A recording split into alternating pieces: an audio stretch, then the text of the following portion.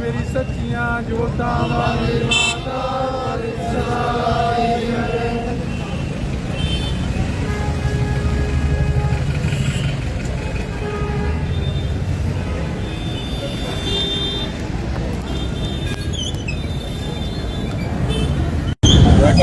शेरा वाली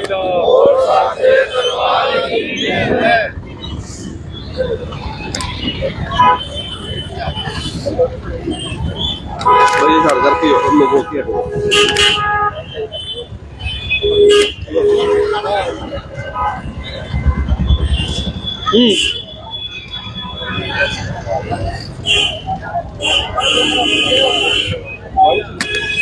लो लो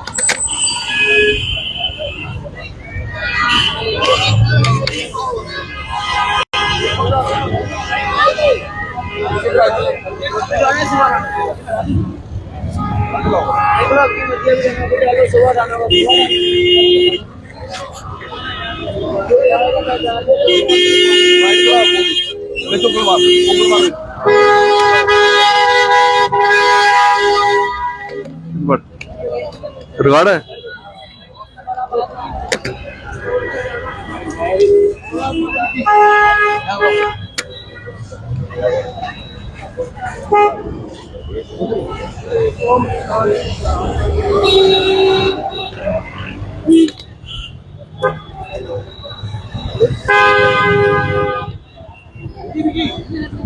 पंजाब के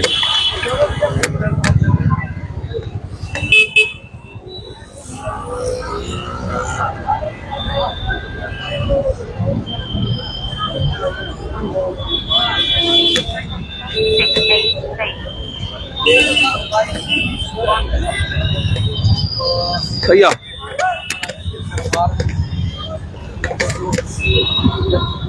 2022 की पहली सुबह मां वैष्णो देवी भवन में भीड़ मची थी, जिसमें 12 के करीब जो श्रद्धालु थे उनकी मौत हुई थी।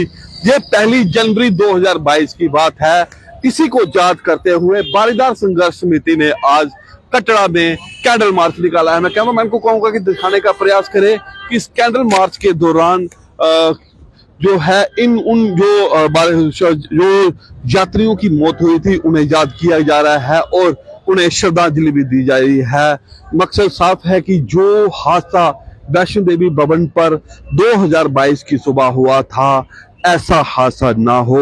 इसे लेकर प्रशासन को कुछ कड़े कदम उठाने चाहिए। इसी को लेकर बारीदार संघर्ष समिति के प्रधान श्याम सिंह जी हैं और उनके साथ विशाल शर्मा जी हैं और उनके साथ उनके साथी अन्य साथी भी जहां मौजूद हैं और इन जो अपने बारीदार हैं जो यहाँ एक मंच तले एकत्रित हुए हैं और जो श्रद्धालु 2012 की सुबह मारे गए हादसे का शिकार हुए थे और उन श्रद्धालुओं को याद करते हुए यह श्रद्धांजलि देने का कार्यक्रम यहाँ रखा गया है ताकि उन श्रद्धालुओं को याद किया जा सकता है।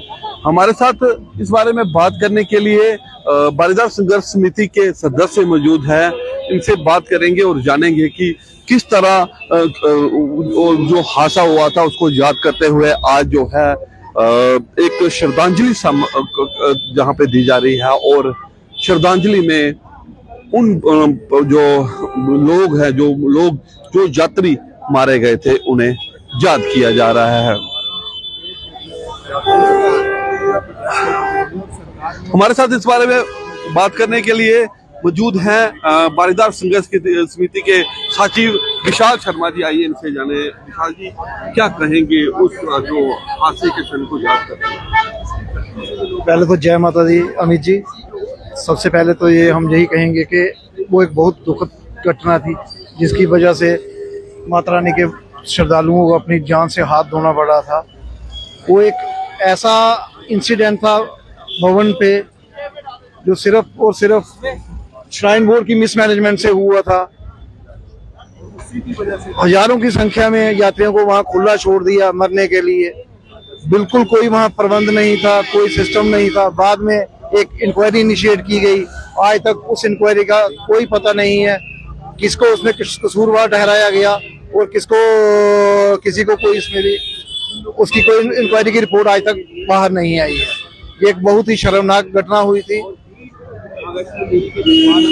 क्या कहेंगे प्रशासन को कि ऐसे हादसे? प्रशासन को हम यही कहेंगे कि जो ये श्राइन बोर्ड की गलत नीतियां हैं और इनका यही होता है कि जितना भी हो ज्यादा से ज्यादा यात्रियों को वे भवन पे छोड़ देते हैं अपनी कमर्शियल एक्टिविटी को बढ़ाने के लिए। इनका श्रद्धालुओं की सुविधा के लिए कोई इनका वो योगदान नहीं रहता है। बीच में कभी कभी ये इनके ऑफिसर वहाँ बहुत गलत हरकतें करते हैं, जिसकी वजह से ये कुछ दुर्घटनाएं होती हैं। ऐसी दुर्घटनाएं दोबारा ना हो, इसके लिए श्राइन बोर्ड प्रशासन को सबक लेना चाहिए। हमारे साथ बातचीत करने के लिए मौजूद है बारीदार संघर्ष समिति के प्रधान श्याम सिंह जी। श्याम सिंह जी, क्या कहेंगे उस हादसे को याद करते हुए आज श्रद्धांजलि रखी गई है, क्या कहेंगे? देखिए, जय माता दी। मैं तो पहले उन 12 यात्रियों के जिनकी जहाँ पे दुखद मृत्यु हो गई थी, उनकी आत्मा की शांति के लिए दुआ करूँगा और माँ भगवती के चरणों में ये प्रार्थना करता हूँ कि उनकी आत्मा को शांति देना, उन्हें स्वर्ग में जगह देना। लेकिन ये मैं बताना चाहता हूँ कि जब ये हादसा हुआ था उसी समय सरकार ने ये कहा था, सेंट्रल सरकार ने ये कहा था कि एक high level inquiry committee initiate की गई थी और बोला था कि एक हफ्ते अंदर वो अपनी रिपोर्ट लोगों के सामने लाएगी। लेकिन आज 2 साल होने तक भी उस रिपोर्ट का कोई अता पता नहीं है और किन लोगों की गलती की वजह से उनकी डेथ हुई है। तो ये एक बड़ी दुखद घटना थी और हम ये चाहते हैं कि सरकार जल्दी से जल्दी उसे इंक्वायरी की जो रिपोर्ट, अगर इन्होंने इंक्वायरी की है तो वो रिपोर्ट सामने आनी चाहिए, पब्लिक के सामने आनी चाहिए कि किन लोगों की गलती की वजह से ये हादसा हुआ था। ये थे श्याम सिंह जी, जिन्होंने कहा कि वो रिपोर्ट जो है, जो जांच रिपोर्ट थी, वह सार्वजनिक नहीं हुई है। इसको लेकर प्रशासन को उस रिपोर्ट को सार्वजनिक किया जाना चाहिए। हमारे साथ कुछ और लोग भी हैं, इनसे भी बात करेंगे। जी बताएं, क्या कहेंगे उस हादसे को याद करते? देखो जी, हम उस हादसे को याद करके हमें तो यही पहले नंबर तो हम माता रानी को मत्था टेकते हैं कि माता रानी उनकी आत्मा को शांति देना, और उनके साथ जो हुआ वो श्राइन बोर्ड को इंक्वायरी या गवर्नमेंट को इंक्वायरी करवानी चाहिए थी कि वो स्टैम्पिड उसको हम स्टैम्पिड ही बोल सकते हैं, वो किस कारण हुआ था और किसकी मिसमैनेजमेंट से हुआ था या क्या कारण बना था। आज 3 साल होने को है, लेकिन उस चीज को आज तक गवर्नमेंट क्लियर नहीं कर पाई है कि वो किस कारण हादसा हुआ था। तो हम यही कहते हैं कि गवर्नमेंट आज भी एक्शन ले और उसकी इंक्वायरी करवाए कि उसकी क्लियरेंस हो कि वो जो बेचारे यात्री दर्शन करने के लिए आए थे, बेचारे यात्री इतनी दूर से दर्शन करने, माता रानी के दर्शन करने के आए थे, लेकिन वो क्या लेके घर को गए और क्या मैसेज लेके गए। और गवर्नमेंट आज फिर इंक्वायरी करवाए, उससे क्या होगा कि एक all over India, all over world में अच्छा मैसेज आएगा। नहीं, कटरा में जो भी गवर्नमेंट है, इंडिया में जो भी गवर्नमेंट है, उन्होंने जो भी स्टैम्पेड ऊपर हुई थी तो उसका क्या हुआ था कि बिल्कुल फेयर इंक्वायरी हुई थी। लेकिन हमें दुख है कि आज तक कोई ऐसी इंक्वायरी नहीं हुई कि फेयर इंक्वायरी बिल्कुल नहीं है हमारी नजर में। हमारे साथ एक साहिल जी हैं जो कि बारीदार परिवार के सदस्य हैं, इनसे भी बात करेंगे। जय माता दी। मैं आपके माध्यम से यही कहूंगा श्राइन बोर्ड को, जो 2022 में जो वैष्णो देवी में जो 12 यात्री जो मारे गए थे, वहां उनको एक इंसाफ मिलना चाहिए। और श्राइन बोर्ड ने जो इंक्वायरी बताई थी वो उसका आज तक जवाब नहीं आया। तो मैं आपके माध्यम से इतना ही कहूंगा,